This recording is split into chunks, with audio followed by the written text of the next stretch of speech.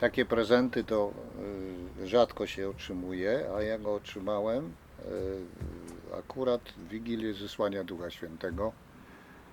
Zadzwonił do mnie nasz przełożony najwyższy, który znajduje się w Poznaniu i oświadczył mi, że mam objąć 2 więzienia we Wrocławiu.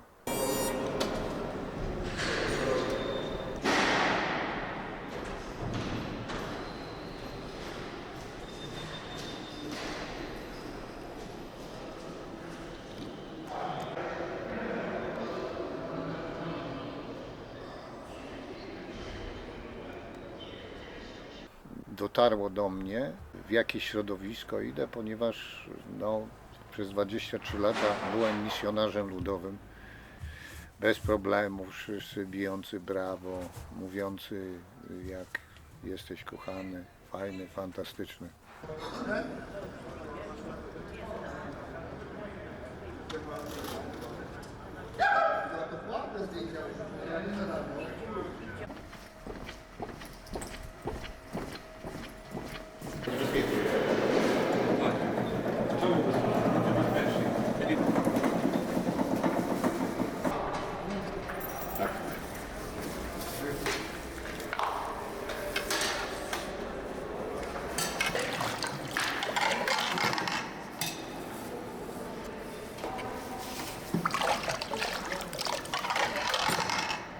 A ponieważ swego czasu ze 2 razy byłem we więzieniu na jedynce, to miałem okazję, powiedzmy, zobaczyć i zetknąć się z tym życiem i nie odniosłem szczególnie pięknego wrażenia.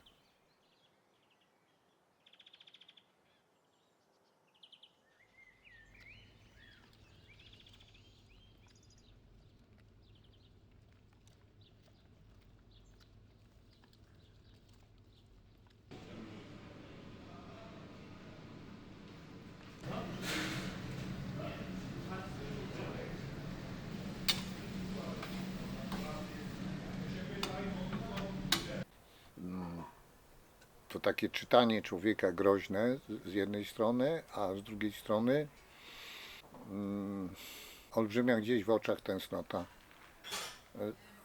za czymś, czego może do końca ci ludzie nie rozumieją.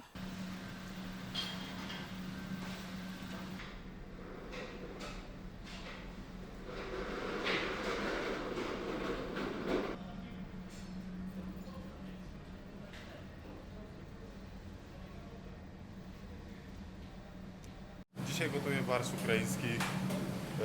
Między innymi mamy w menu jeszcze gulasz wieprzowy z ziemniakami. Sprawia mi przyjemność praca na kuchni i myślę, że to jest ciekawa praca. Tak, jeździliśmy na wolontariat z księdzem do sióstr i gotowaliśmy tam, z reguły tam były gotowane supy. Fajnie jest wyjść po prostu z więzienia i, że tak powiem, zrobić coś dla kogoś bezinteresownie. Nie, strachu nie miałem. Od samego początku wiedziałem, że jeżeli mam coś budować, to muszę zrobić to odważnie, mężnie, ale z pokorą. Da się wyczuć, że środowisko panów jest bardzo konkretnym czytaczem człowieka. Strach zamieniłem, ktoś powie, że mówię głupio, ale nie, wierzę w to, zamieniłem w dobroć. I bardzo w krótkim czasie przekonałem się też, powiedzmy, na swoim własnym życiu. Miałem wiele różnych pytań, tak jak ma każdy człowiek. Czy jest wierzący, czy jest niewierzący. Troszeczkę nawet nieraz byłem bardzo zły, że nie mogę dotknąć tych odpowiedzi, że wszystko było jakby urwane. Przeżyłem, powstałem, stanąłem na nogach, szedłem do przodu, natomiast zrozumiałem po jakimś czasie bardzo szybkim, że gdy zacząłem współpracować w tym środowisku, to te wszystkie złe rzeczy, które miałem, przeszedłem, że staję przed widownią, gdzie mam jakieś doświadczenie tych rzeczy.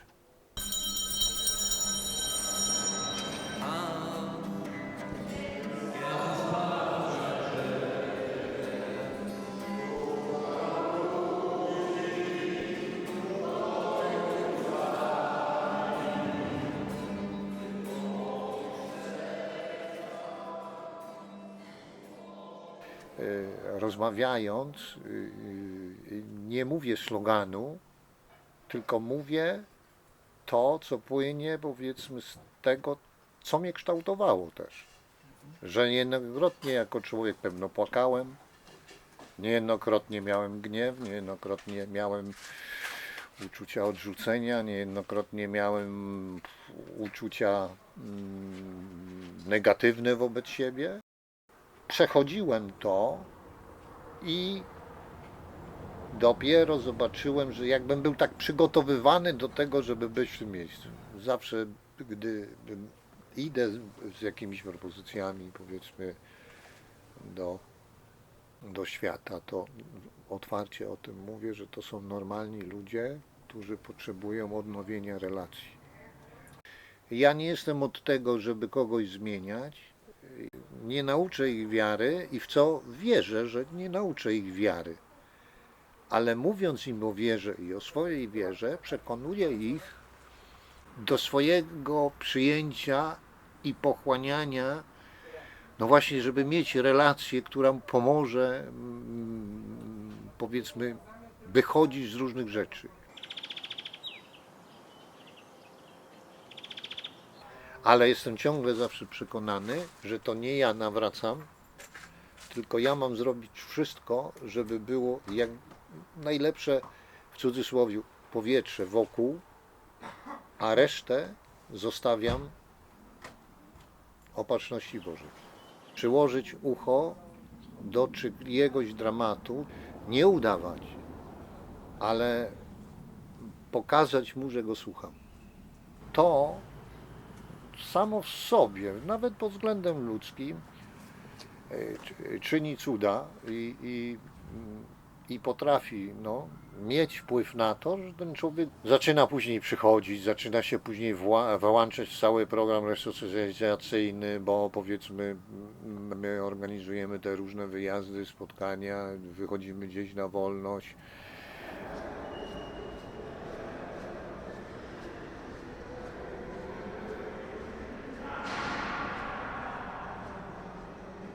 Nauczyć panów Ojcze Nasz jest bardzo trudne, ale oni się szybko uczą postaw, o wiele szybciej niż tekstu na pamięć i to szybko łapią.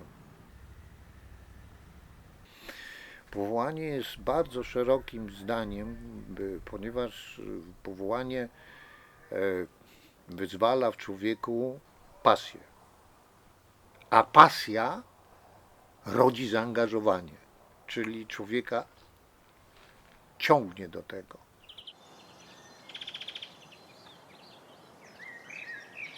Ja będę zawsze mówił o przebaczeniu. W relacji nabiera się jakaś taka nuta zaufania. Mówią o wielu rzeczach z takiej, powiedzmy, spraw dotyczących nawet własnych nałogów, różnych rzeczy, że nie dają sobie rady w tym, że próbowali 200 000 razy, w cudzysłowie, o konfliktach gdzieś, powiedzmy, z samym sobą. I myślę, że oni mają ten największy problem, że odkrywają prawdę, że chcieliby z jednej strony dostać skrzydeł, żeby wyszli, ale z drugiej strony są bezradni, bo są alkoholikami, narkomanami i o tym chcą rozmawiać. Ja lubię o tym rozmawiać, bo to też ich otwiera. To jest majstersztyk, żeby ich przekonać i żeby to jest przebaczyć sobie.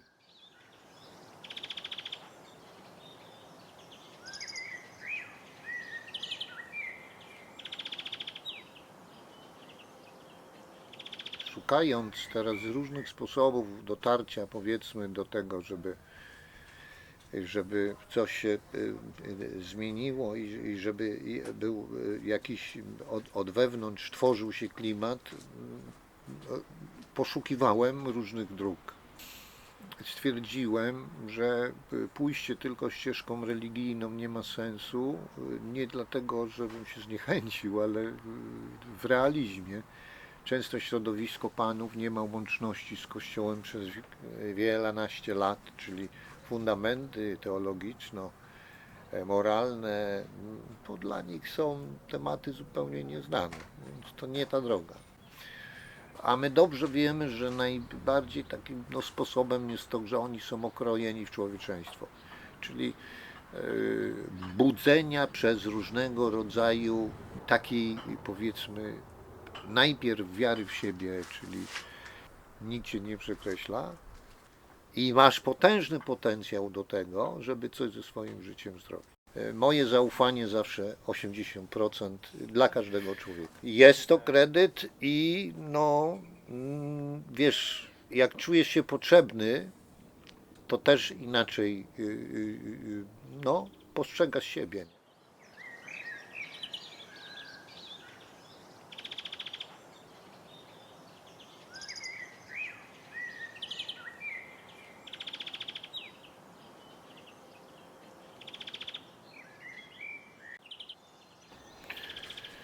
Prowadziliśmy wiele różnych wolontariatów i oni są na to bardzo otwarci i dlatego ja też widzę, że jest to bardzo, bardzo fajne miejsce docierania do tej przyszłości, o której oni myślą.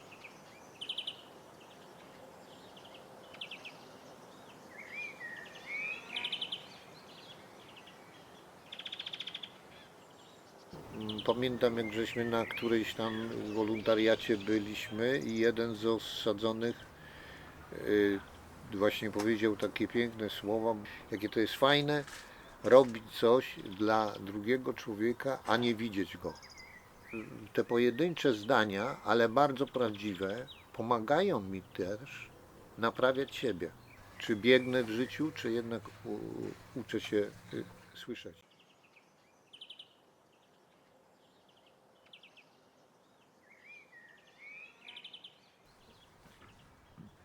Ale powiem Ci, że generalnie tego nie robię, ale właśnie idea tego, żeby te tematy poruszać, one się nie ruszą same, bo nikt z nas nie wyciągnie ich na zewnątrz.